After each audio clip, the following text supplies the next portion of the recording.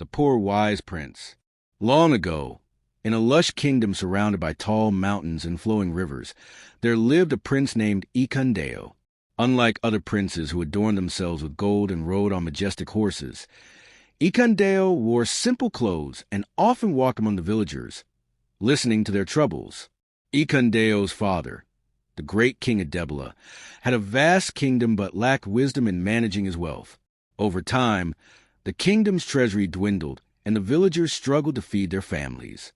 Despite this, King Adebla continued to throw lavish feasts in the palace, ignoring the cries of his people. One day, the villagers gathered under the baobab tree to discuss their plight. "We need someone to save us," said an old woman. "Someone who truly understands our pain." Ikandeo, who was quietly sitting among them, stood and said, "Give me 3 days, and I will find a way to bring prosperity back to our land." For 3 days, Ikandeo visited the farmers, weavers, and fishermen. He learned how they worked and what they lacked.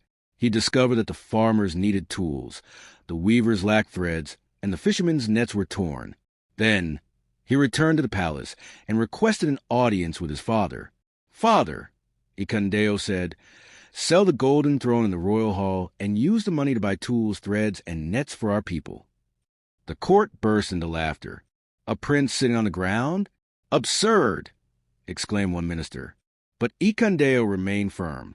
"A throne is meaningless if the people who built this kingdom starve," he said. Reluctantly, King Adebla agreed. The golden throne was sold, and Ikandeo distributed the tools, threads, and nets among the villagers. The farmers began to harvest more crops. The weavers produced vibrant clothes, and the fishermen brought back larger catches from the river. Within months, the kingdom was thriving again. The villagers, grateful for Ikandeo's wisdom, began calling him Arimo Agban, the wise prince. Even King Adebla learned a valuable lesson. The wealth of a kingdom lies not in gold, but in the prosperity of its people. From that day onward, Ikandeo became a trusted advisor to his father and ensured that no one in the kingdom went hungry again. Though he remained poor in material wealth, Ikandeo was rich in the love and respect of his people. And so, the story of the poor wise prince was told across the lands, a reminder that true wisdom can change the world.